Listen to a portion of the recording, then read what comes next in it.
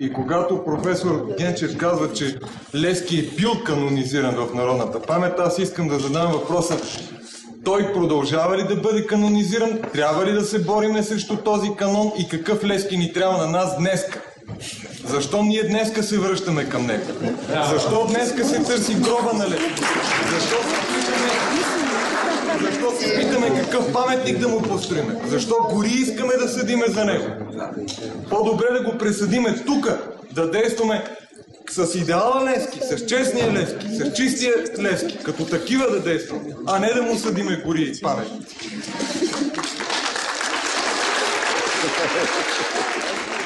Сегашната, съвсем настоящата реакция по отношение на Васил Левски също е пълна с социални терзания и социални желания. Нали? Трябва ни този Левски, който да е против това, което ние в момента се борим, което сегашните генерации се борят. Този Левски, който удовлетворява нашите разбирания за добро, за човечност, за порядък, за ред, за сигурност, за гаранции и така нататък. Този Левски, който ще ни осигури естествено прогрес и напредък. Но всяко поколение се изменя. Както своите искания, така и отношението към Левски. И този образ има една особеност, която точно Вазов е забелязал, че колкото минава времето и колкото повече се въртим около него и колкото повече, както каза Вазов, чоплим неговата биография, толкова повече ореола около него нараства. Защото той действително е една неповторима и гениална политическа личност. За какво ни трябва? Всеки знае за какво ни трябва Васил Левски. Но не в този смисъл да казваме на децата: ти няма да чупиш пейката, защото Васил Левски не би я счупил. Нали? А в този смисъл, че той е един безнационален капитал, който проникнат в историческата памет и в националното съзнание, създава национално самочувствие, създава възможности да видим кое е лошо и доброто, създава ни възможности като личности да се измерим, като народ да се съизмерим. Това е голямото измерение на Левски. Срещата ми с Николай Генчев се губи някъде през 50-те години на изминалият 20 век. Беше пак в аудиториите на Софийския университет, в което се разискваха въпроси около българското възраждане и изведнъж от студентите, които аз бях вече завършил, бях в музея, военно-историческият музей, занимавах се с възраждането, когато се появи именно от средите на студентите от аудиторията едно смугло, обаче живо и бих казал доста самоуверено в себе си момче, който ми постави няколко въпроса. Обаче от въпросите изведнъж аз видях, че пред себе си имам един твърде интересен, мислещ, но и хъплив събеседник. И се опитах да бъда по достоинство да отговоря, макар и в рамките на по-възрастният негов колега, вече завършил. И след това вече в личните разговори с него, които продължих да имам, аз усетих, че в негово лице българската историческа наука ще има един, може би, от най-достойните си представители. И не се излъгах от първата среща. Трудно е човек да не остане с някакви впечатления при срещата с Николай Генчев, защото той беше един от най-атрактивните наши преподаватели. В 70-те години беше и декан на историческия факултет. Това беше едно много силно авторитетно деканство, в което всички ние, по-младите, тогава участвахме. Имаше годишни като 1976, 100 години от Априлското въстание, които изцяло се провеждаха от студентите и преподавателите на историческия факултет. Както вече споменах, през 1871 година Българския революционен централен комитет се развива изключително под влияние на идеите на Христо Ботев. Либералните колебания бързо са преодолени. През лятото на същата година Българския революционен централен комитет взема курс към ново въстание. Това въстание обаче е подготвено набързо, с някакво задъхано темпо. То избухва твърде неподготвено през септември в Стара Загора и в още един-два пункта на страната. И именно поради тази прибързана подготовка на въстанието, той е разгромен. Краят на Старозагорското въстание фактически означава и край на Българския революционен централен комитет в Букурещ. След неуспеха на въстанието, комитета потъва в дълбоко униние, в остри разпри. През сента на 1875 година Ботев подава оставката си и напуща комитета. Фактически БРЦК престава да съществува. Току-що бях избрана за асистент в историческия факултет и така и до сега продължава тази традиция. След избора, да се почерпим, и тогава подобни така срещи ставаха в сегашното студентско кафене.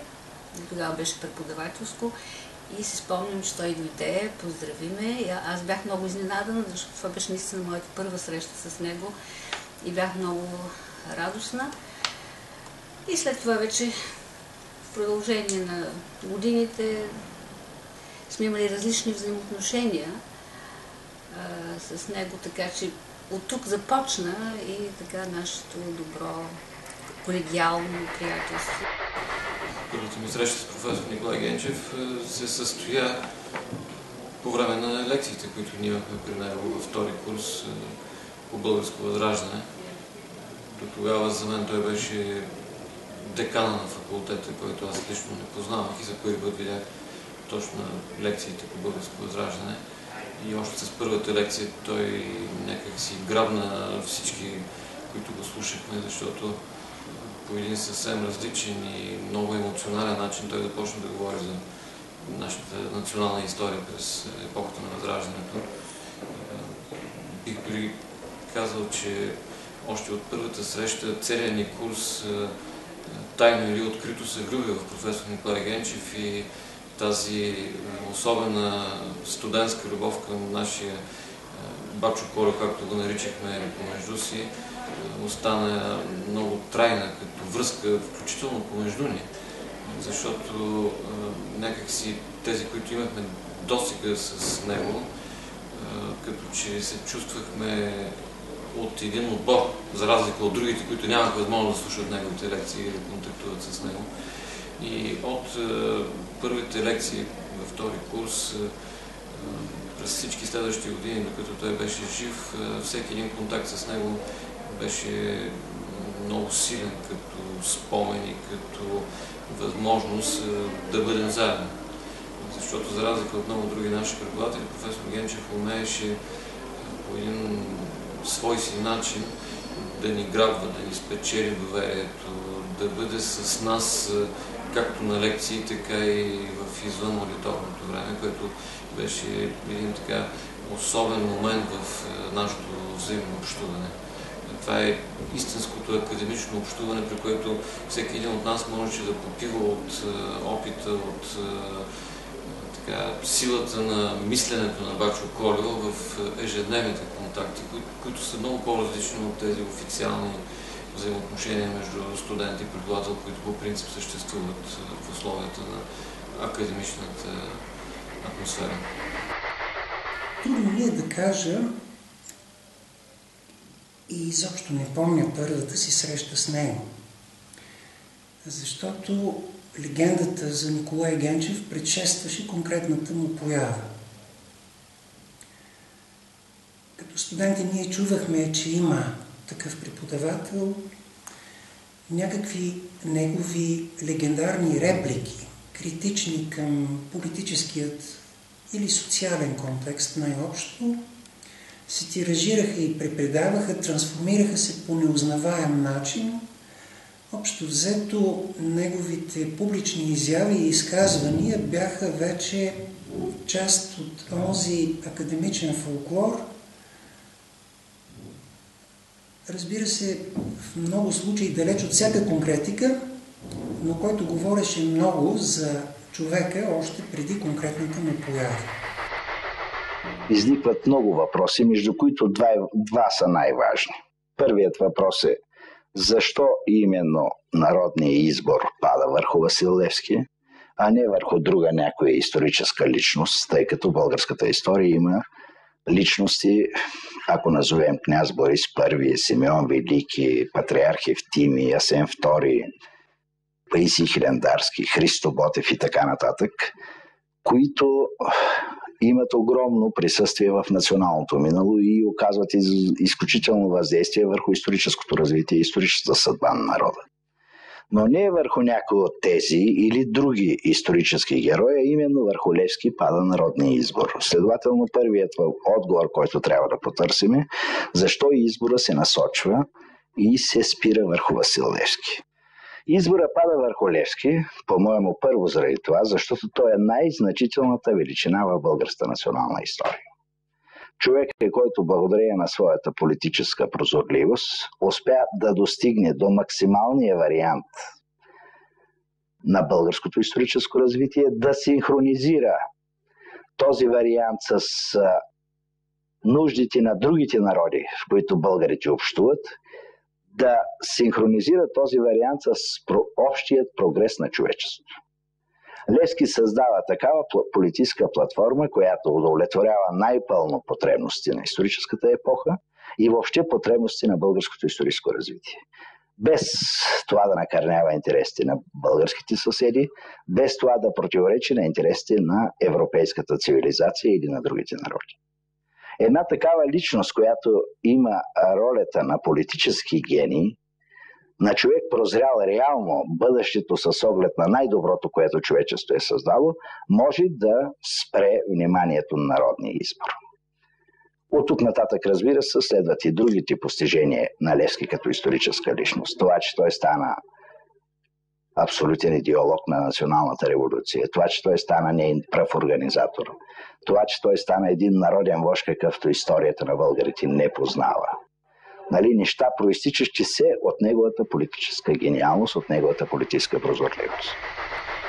Николай Генчев беше един от най-ярките, най-непредсказуемите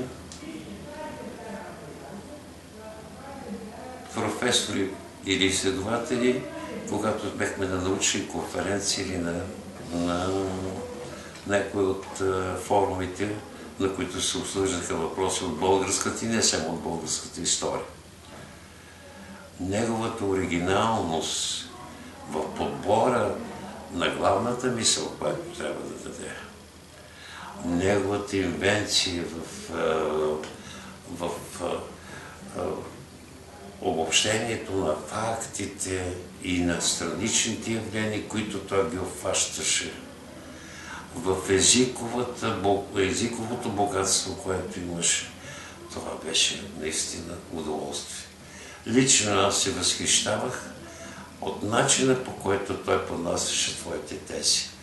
Те беха не само една суха, би казал, фактологична материя, а обагрени от всички човешки качества на красотата. Николай Генчев беше и си остава една голяма личност.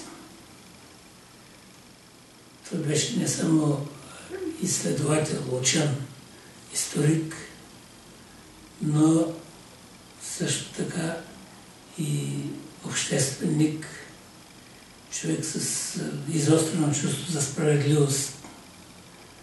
Много ненавиждаше така казионните инструктори, които идваха,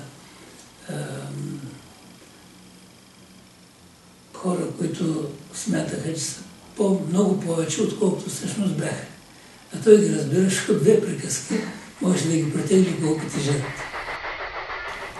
Николай Генчев беше едно много добро съчетание на прозорлив историк, с усет към историята, също така с усещането, че трябва да задълбочава нейното проучване и от една страна и от друга страна много активен като обществена личност, като публична личност.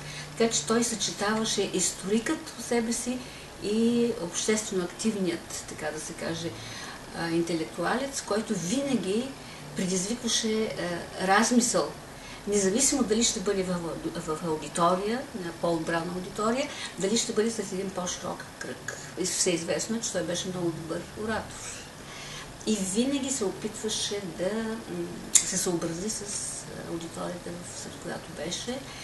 Изключително достъпен, изключително весел нрав имаше. Но тогава, когато трябваше да се говори сериозно, той, разбира се, беше изключително съсредоточен и неговата област, както знаем всички, е възраждането, но аз с голям интерес прочетах неговата книга, посветена на българската култура 15 и 19 век, защото в нейната уводна част има доста написано за средновековната българска култура. Един проблем, който е твърде широк, твърде труден за проучване. И за мен беше много интересно да разгърна и да прочета написаното от него.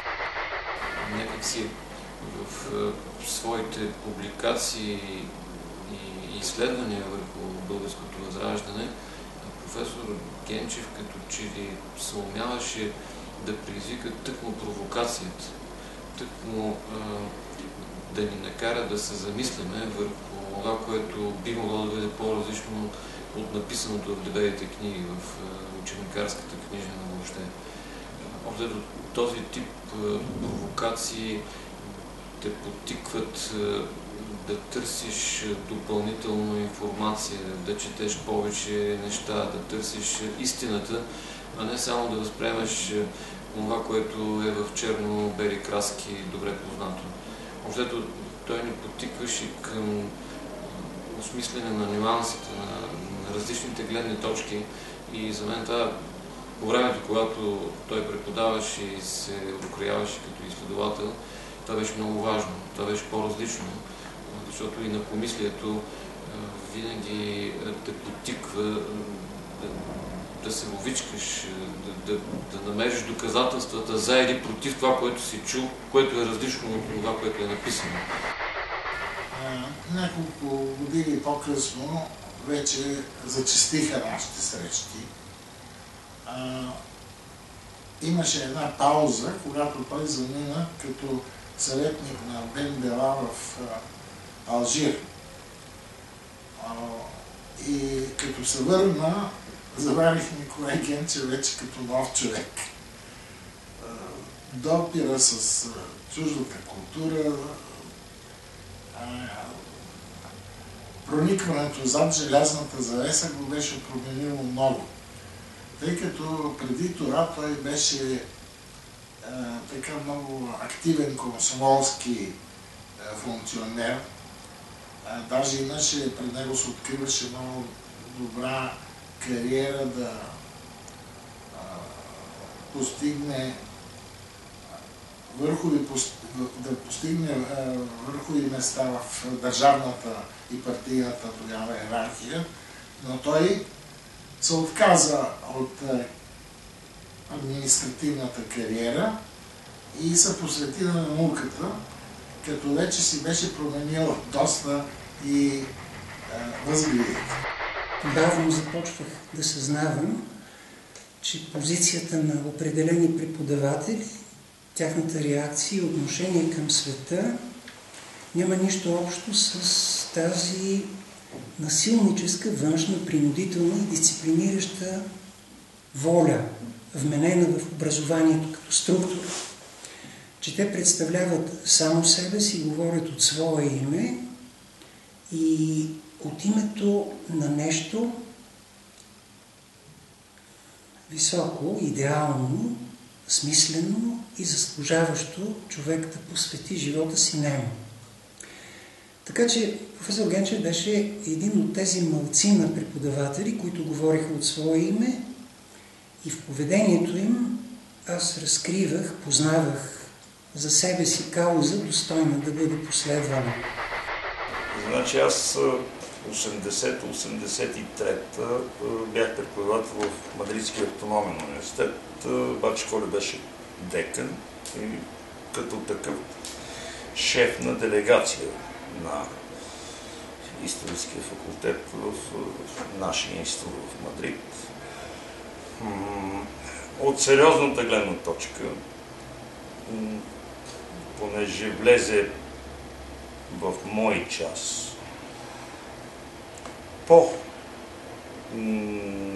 по-атрактивен, по-занимателен, по-информиран лектор, моите студенти наистина не бяха виждали, вместо час да бяха час и половина. И го бомбардираха с въпроси, което е гордо за българската наука. Специалист в своята област, професорът пише изключително увлекателно. Той е сериозен, от време на време и забавен, но като цяло е много лесен и достъпен за разбиране и за четене. Професор Генчев е един голям авторитет в областта на историческата наука и като цяло в областта на българското възраждане. Той е един новатор. За мен главното противоречие в развитието на съвременната наша интелигенция се изразява в това.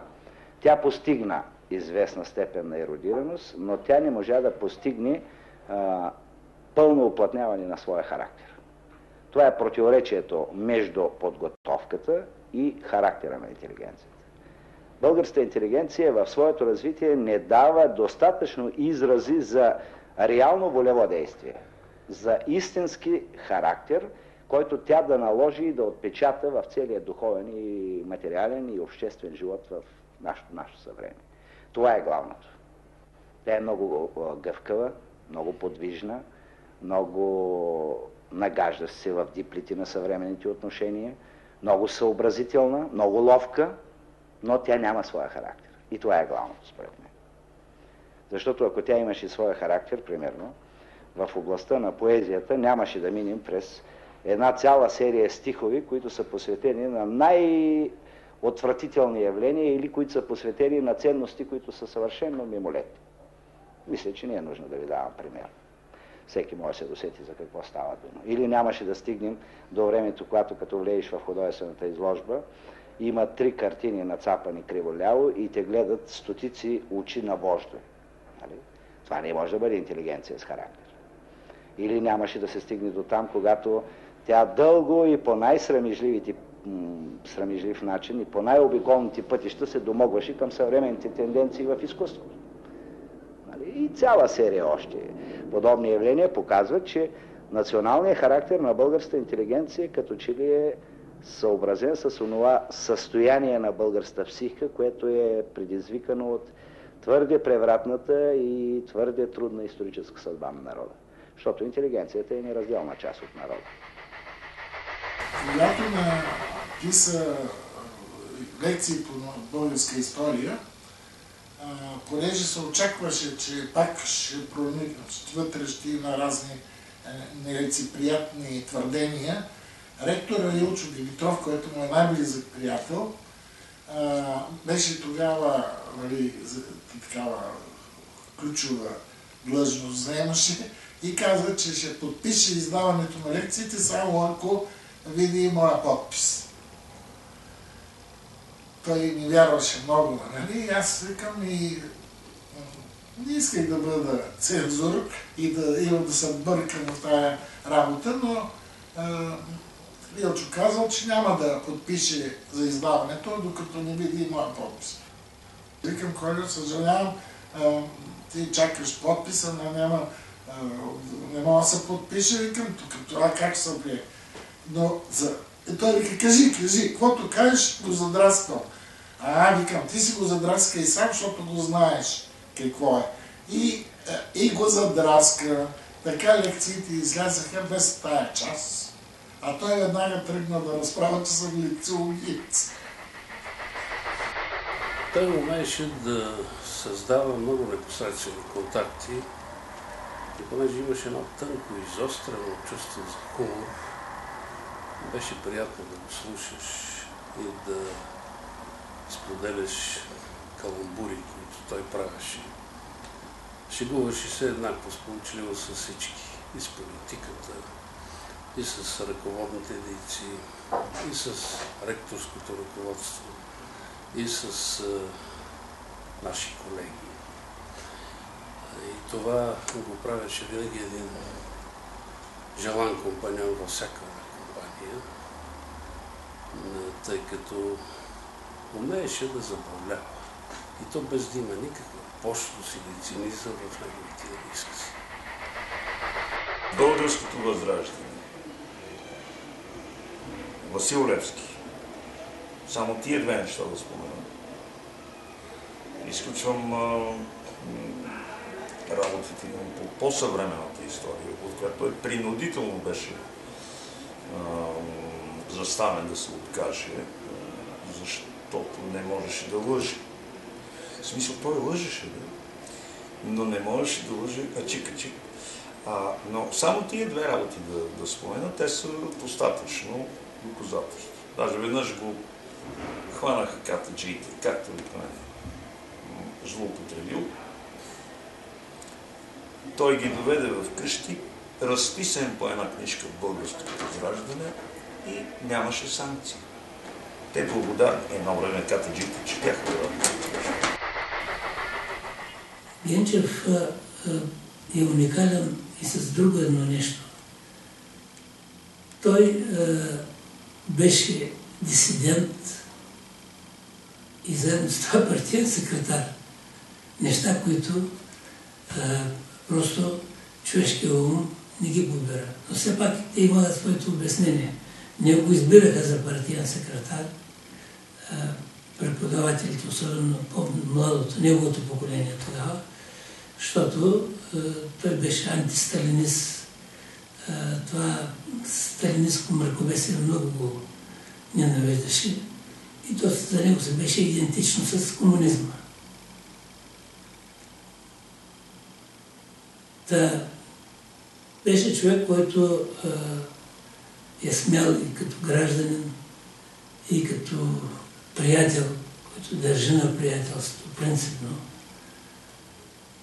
Освен това, щом става дума за периметъра на неговите интелектуални интереси, трябва да кажем, че той фактически създаде културологията като специалност в университета. Той беше човек, поне в моите очи, човек на силните страсти, на силното слово, на емоционалната реакция. И това беше част от неговата харизма, с която ние бяхме завладяни. И така сме се гордели, че сме били възпитаници на Николай Генчев, опитвайки се да следваме тъкмо тези негови правила в живота и в науката, които ни изглеждаха много привлекателни, много важни, за да станем и ние самите добри изследователи като него. За мен представата за него е като една жива дейна личност, един непокорен и вечно търсещ истината дух. Може би точно това нещо му е създавало и големите неприятели, и същото време големите приятели в годините.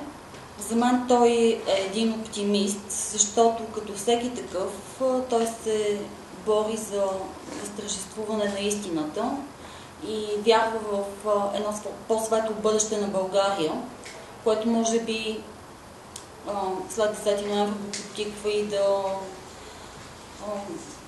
се опита да се насочи към политиката. Легендата за него се носи както преди него, така и след него, което означава, че наистина е ужасно харизматичен, много бодър, като ум, прозира нещата, които се случват, благодарение на което може да каже какво ще се случва и след това. И без него, вероятно, възраждането и не само не би било също. Не случайно, примерно, се избягва толкова вече време и до ден днешен въпросът за отношението на Левски към жената. Можем ли да си представим един такъв мъж като него, да е бил далеч от женския пол? Това е невъзможно. Но народа не иска да свържва Левски с жената, защото народа знае, че 5 века висеше при полите на жените си, за да чака своята услуга. Той иска този човек да бъде свободен даже от такъв блян, даже от такова желание, което е нормално за човешката личност. Той караше трабант, ако не знаете. Втората му кола беше трабант. И веднъж пак успял да се удари с трабанта и идва много сериозен. Ние всяка зарано в 7:30 се събирахме долу в кафенето. И сега дето си кафене на нещата. И много опечелен ми казва: бате Драго, да имаш тенекиджия, че си ударих трабанта. Аз му казвам: бате Коли, на теб тя книговезница, не тенекиджийска работилница. И разни е такива, въобще изключително лесно сме прекарали. Но това, на което съм бивал свидетел, да кажем, той ценеше, разбира се, високо записките на Захари Стоянов. И имаше също двусмислено и сложно, нюансирано отношение към Захари Стоянов, поради обстоятелството, че Захари Стоянов по изключително комичен начин описва дядото на Николай Генчев. Това е прочутият хайдутин и спорна фигура в национално-освободителните борби, дядо Никола Веранчето.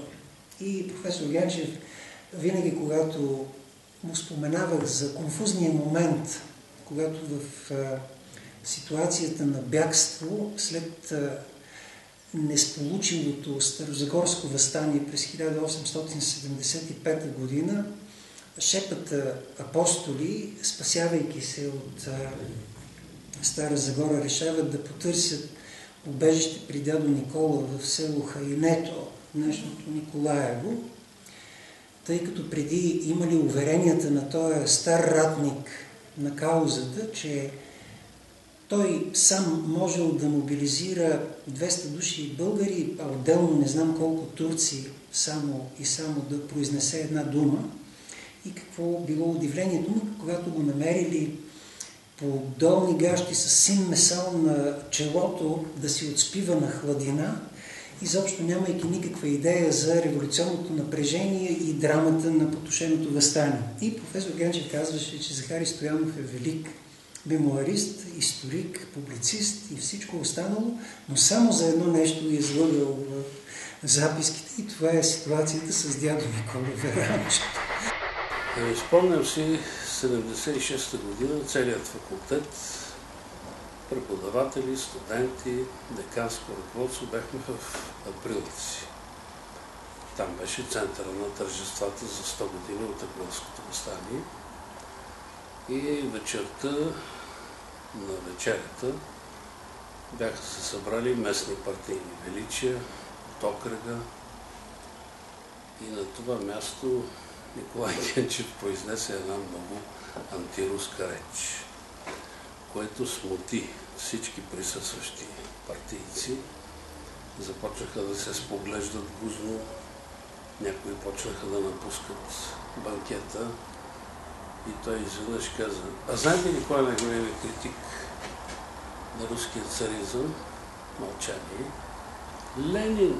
Ленин. И това изведнъж отпусна всички. Започнаха разговори, коментари, даже съгласие. О, да, точно така е. А той всъщност искаше да покаже, че в руската политика спрямо България има и много комерциализъм.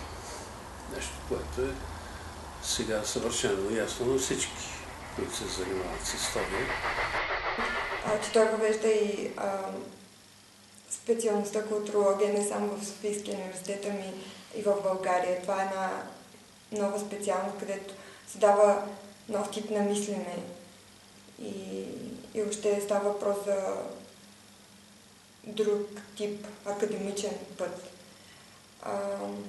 И също мисля, че в момента България много се нуждае от общественик като него. В смисъл не просто историк, не просто учен, ами общественик. Просто той беше някакъв огън. Ами, иска ми се да го запомня в най-блестящият му период. Всъщност, може би, това са годините на времето, в което съм бил студент. Ако видите снимката, която е в аудиторията на негово име, така бих желал да го запомня.